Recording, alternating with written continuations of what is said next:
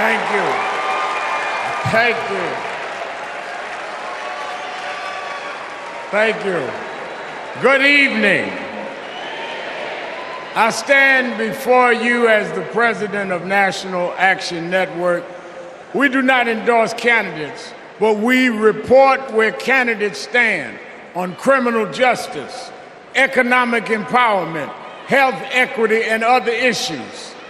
On one side of this race is Donald Trump, a fellow New Yorker I've known for 40 years. Only once in that time did he take a position on racial issues. He spent a small fortune on full-page ads calling for the execution of 5 innocent young teenagers. Well, I'm gonna bring them out in a minute, and you'll hear from them tonight. Because they were not executed, they're here to continue to fight.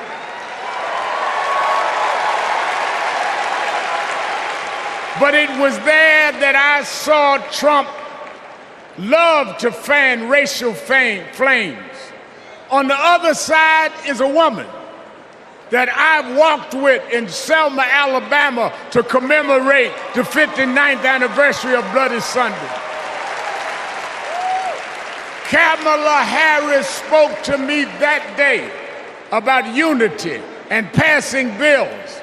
All I ever heard from Donald Trump was how he can get an advantage.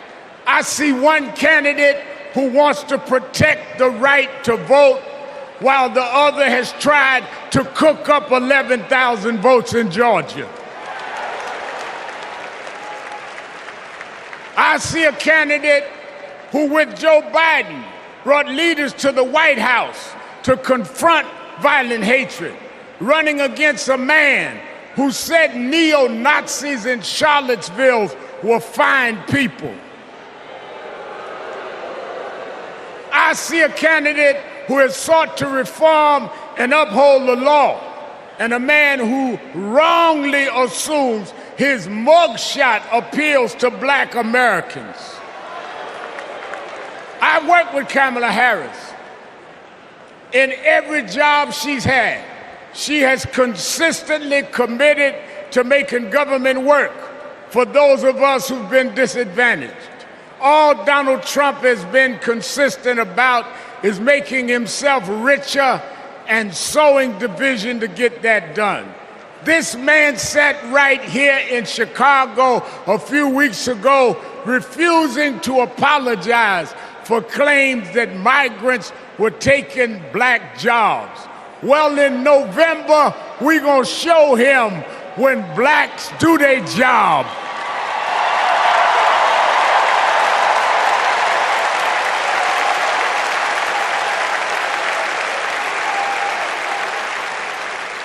And we are going to join with whites and browns and Asians, and we're going to do a job on those that have done a job on us.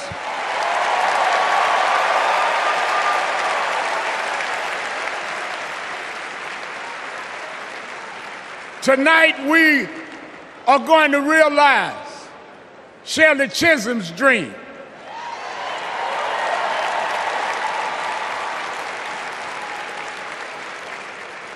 52 years ago, I was one of the youth directors in her campaign for president. And 52 years after she was told to sit down, I know she's watching us tonight as a Black woman stands up to accept the nomination for President of the United States.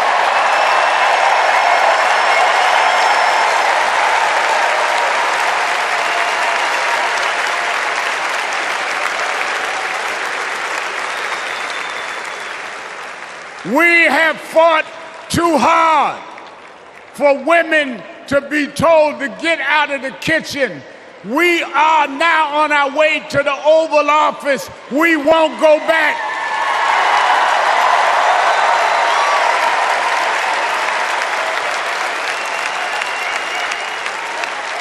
We fought hard. We fought hard for LGBTQ loved ones to get out the closet. We won't go back.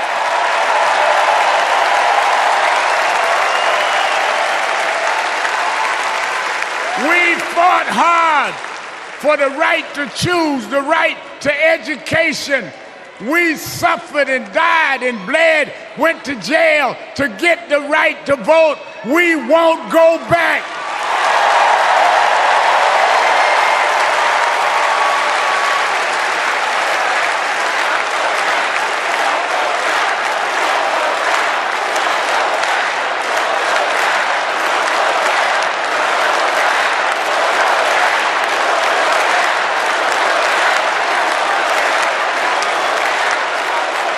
So we must be committed, no matter how the Supreme Court tries to roll back on civil rights, no matter what the amount of money they have.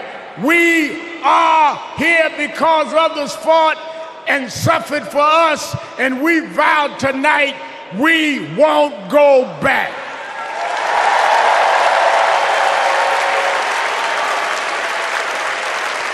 This November, we will go forward to fulfill the promise of a just and fair nation. And let me say, as we transition, I'm a preacher. And in Psalms it says, weeping may endure for a night, but joy comes in the morning. We've endured January 6th.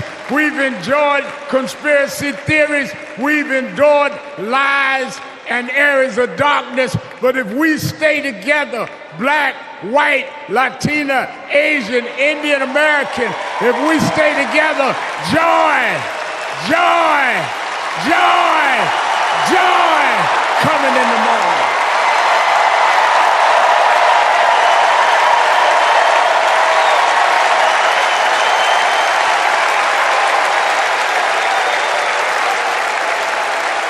I want to now, since I was a teenager, I was mentored by Reverend Jesse Jackson. And Reverend Jackson taught us to fight for what's right. And now I want to bring out some young men that I fought for. I referred to them then, they were known as the Central Park Five. Now they're the exonerated five. Raymond Santana, Kevin Richardson, Yusef Salam, Corey Weiss, the exonerated five.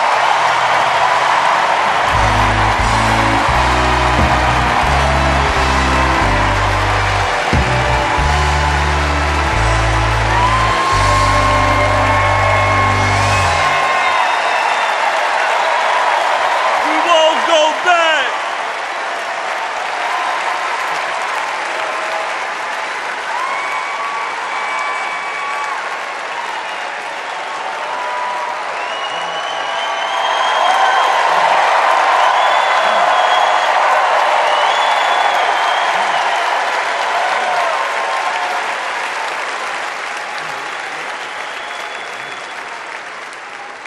Good evening, people. My name is Corey Wise. 35 years ago, my friends and I were in prison for a crime we did not commit. Our youth was stolen from us. Every day, as we walked into courtroom, people screamed at us, threatened us because of Donald Trump. He spent $85,000 on a full-page ad in the New York Times, calling for our execution.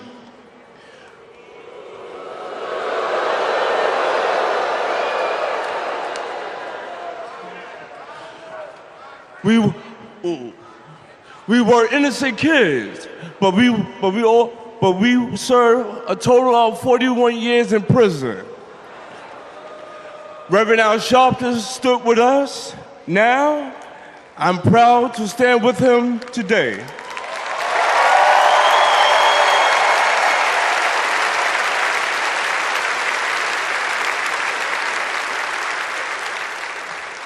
Vice President Kamala Harris has also worked to make things fairer. I know she will do the same as president. Now prove that message.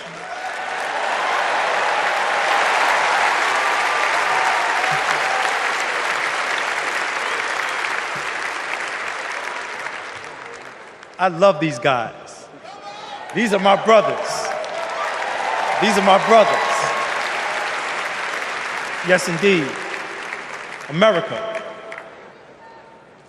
I am Yusef Salaam.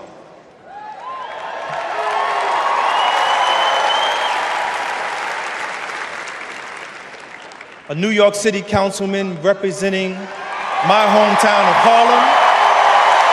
That's right.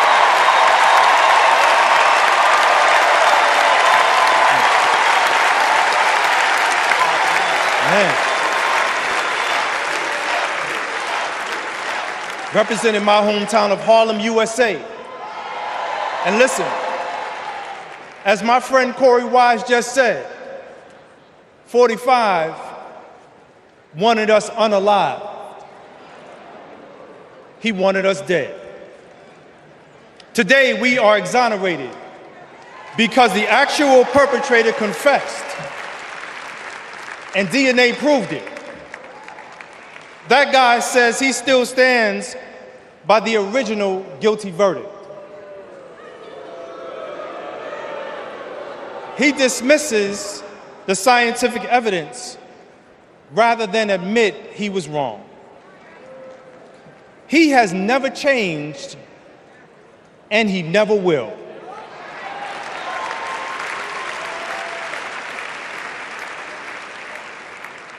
That man thinks that hate is the animating force in America. It is not. We have the constitutional right to vote. In fact, it is a human right. So let us use it. I want you to walk with us. I want you to march with us. I want you to vote with us.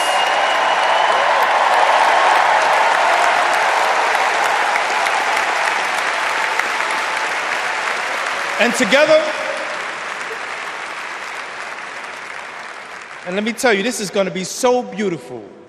And together, on November 5th, we will usher in Kamala Harris and Tim Walz into the White House.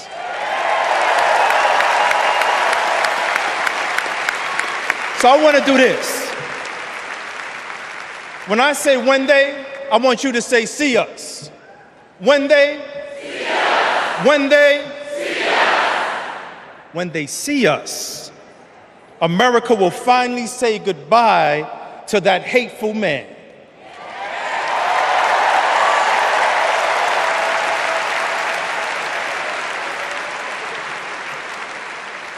We will say what I have said after 7 long years of wrongful incarceration. Free at last. Free at last. Free at last. Thank God Almighty, we are free at last. God bless you, and God bless the United States of America.